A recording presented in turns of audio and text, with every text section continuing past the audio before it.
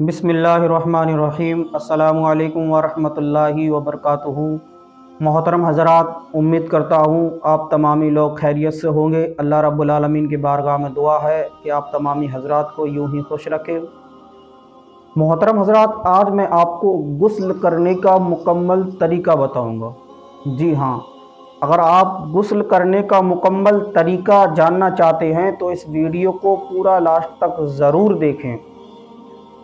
तो जानते हैं कि गुस्ल करने का तरीका क्या है, लेकिन उससे पहले हम ये जानते हैं कि गुस्ल फ़र्ज़ कब होता है, गुस्ल फ़र्ज़ होने की हालत क्या है, यानी इंसान नापाक होता कब है। तो इसकी दो चीज़ें हैं।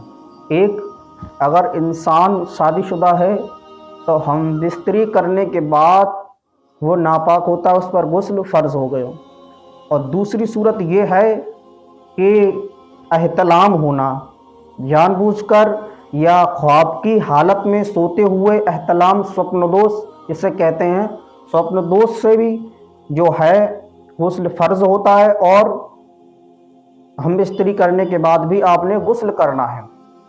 अब फॉर एग्ज़ाम्पल, मिसाल के तौर पर मान के चलिए किसी को एहतलाम हो गया, नाइट फेल हो गया, स्वप्नदोष हुआ ख्वाब की हालत में या कैसे भी, और या फिर हम बिस्तरी से कोई फारिग हुआ, तब वो पाक होना चाहता है, गुस्ल करना, तो कैसे हो। तो सबसे पहले हमें क्या करना है कि हम गुस्ल करने के लिए जब जाएंगे तो हम पहले ये ख्याल रखें कि अगर हम गुस्ल खाने के अंदर गुस्ल करेंगे या खुले में गुस्ल करें। खुले में गुस्ल करेंगे तो हमारा नाफ से लेकर नीचे का हिस्सा घुटनों तक ढका हुआ होना चाहिए। नाफ यानी कमर, है ना। नाफ से लेके नीचे का घुटना, नाफ से लेकर घुटने तक ये हिस्सा ढका होना चाहिए। और हम गुस्ल खाने के अंदर अगर गुस्ल कर रहे हैं, नहा रहे हैं, तो फिर हम ये हिस्सा अगर खुला भी रहेगा तो कोई दिक्कत नहीं है। लेकिन याद रहे कि अगर हमारे जिस्म के ऊपर कपड़ा नहीं है तो हमारी पीठ काबे की तरफ ना हो और हमारा मुंह भी खाने काबे की तरफ ना हो। अगर हमारे जिस्म पर कपड़ा नहीं है तो ना तो हमारी पीठ ना हमारा मुंह काबे की तरफ नहीं होना चाहिए, ये याद रहे।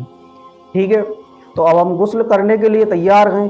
गुस्ल का तरीका क्या है ये जानने के लिए तैयार हैं, है ना। अब जो है गुस्ल खाने के अंदर हम गुस्ल कर रहे हैं तो हमें करना क्या है कि हमारे जिस्म के ऊपर जो नापाक कपड़े हैं इनको हम उतार देंगे। हमने अपने जिस्म से सारे कपड़े, नापाक जो थे सारे कपड़े उतार दिए। अब हमारे जिस्म पर कोई भी नापाक कपड़ा नहीं है, यानी कोई कपड़ा ही नहीं है। ठीक है, हमने कपड़ों को दूर अलग कर दिया। अब क्या रह गया, हमारी बॉडी, हमारा जिस्म रह गया। अब हमें इसको शरीयत के मुताबिक, अब हमें इसको पाक कैसे करना है, हमें सुन्नत के मुताबिक गुस्ल कैसे करना है। तो हमें करना क्या है कि हमें अपना जिस्म, अपनी बॉडी को नाफ से लेकर नीचे का पूरा हिस्सा जो है हमें पानी से धोना है। ठीक है, याद रहे अगर आप नल से नहा रहे हैं या बाल्टी से कैसे भी करके नहा रहे हैं तो आपको याद रहे, बाल्टी से अगर नहा रहे हैं तो हमारी बॉडी पर जो पानी हम डालेंगे तो हमारे जिस्म का पानी यानी नहाने वाला पानी जो है छींटे उसके हमारी बाल्टी में ना चले जाएं, इस बात का ख्याल रखें। उस बाल्टी में नहीं जाना चाहिए, वरना वो पानी बेकार नापाक हो जाएगा। तो आपने पानी लिया डिब्बे से या लेजम से या नल वगैरह जैसा भी, तो आपने नीचे का हिस्सा पूरा धोना है। नाफ से नीचे का हिस्सा पूरा धोना है, कमर से नीचे का हिस्सा पूरा आपने धोना है, साफ़ कर लिया साबुन वगैरह।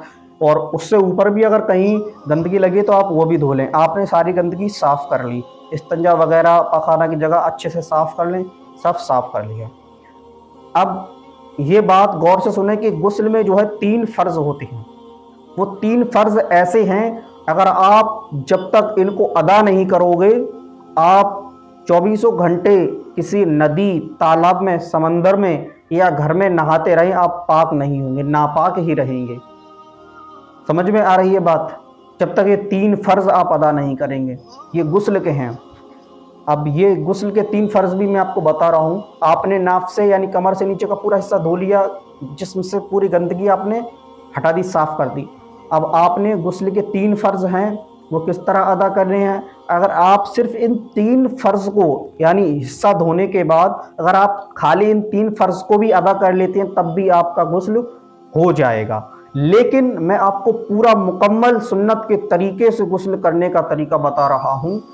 آپ نے کرنا کیا ہے، جب پورا جسم آپ نے یعنی ناف سے یعنی کمر سے نیچے کا پورا حصہ دھو لیا تو آپ نے کرنا کیا ہے، آپ اتنے ہاتھ دھو لیں، یعنی آپ جیسے نماز کے لیے وضو کرتے ہیں اس طرح آپ نے پورا وضو کرنا ہے۔ جس طرح آپ نماز کے لیے وضو کرتے ہیں اس طرح آپ نے پورا وضو کرنا ہے۔ ہاتھ دھونا ہے، کلی کرنا ہے، ناک میں پانی چڑھانا ہے، چہرہ دھونا ہے، اس طرح کونیوں سمیت ہاتھ دھونا، اس طریقے سے آپ نے پورا وضو کرنا ہے۔ لیکن اس میں ایک چیز کا خیال رہے کہ اگر آپ یعنی اسٹول پٹا وغیرہ اونچی جگہ پر بیٹھ کر غسل کر رہے ہیں تو آپ اس غسل میں جو وضو کریں گے اس میں آپ دونوں پیر دھوئیں۔ اگر آپ زمین پر بیٹھے ہیں ایسے ہی تو آپ کو صرف پورا وضو کریں گے، آپ سر کا مسح کرنے کا پیر دھوتے ہیں، آپ کو پیر نہیں دھونا ہے۔ سمجھ رہے بات کو؟ آپ کو پیر نہیں دھونا ہے۔ اگر آپ اسٹول وغیرہ پر بیٹھے تو آپ پیر دھو سکتے ہیں۔ یہ بات کلیئر ہو گئی، سمجھ میں آ گیا؟ آپ پورا وضو کر لیں۔ اب جو 3 فرض تھے وہ آپ کو بتاؤں۔ پہلا فرض کیا ہے؟ غرارہ کرنا۔ اگر رمضانوں میں آپ غسل کر رہے ہیں روزے کی حالت میں تو آپ غرارہ نہیں کریں گے، صرف کلی کریں گے۔ پہلا فرض کیا ہے؟ غرارہ کرنا، اچھے طریقے سے غرارہ کریں، ہے نا۔ دوسرا فرض کیا ہے؟ ناک کی نرم ہڈی تک یعنی ناک کی جو نرم ہڈی تک ہوتی ہے یہاں تک پانی چڑھائیں۔ تیسرا فرض کیا ہے؟ پورے بدن پر اس طرح پانی بہائیں کہ ایک بال کی نوک کے برابر بھی کوئی جگہ سوکھی نہ رہ جائے۔ اب یہ 3 فرض آپ ادا کر لیں گے، خالی 3 تب بھی آپ کا غسل ہو جائے گا۔ لیکن آپ پورا وضو کریں گے تو یہ سنت طریقے سے غسل ہوگا آپ کا۔ لیکن اب کہیں گے کہ وضو اور 3 فرض، یہ 3 فرض بھی وضو میں ہی آ جائیں گے۔ وضو میں آپ کلی کرتے ہیں اس وقت آپ غرارہ کریں تو یہ فرض ادا ہو جائے گا۔ وضو میں آپ ناک صاف کرتے ہیں، نہ پانی چڑھاتے ہیں، اس وقت ناک کی نرم ہڈی تک آپ پانی چڑھائیں، یہ دوسرا فرض وضو کے اندر ادا ہو جائے گا۔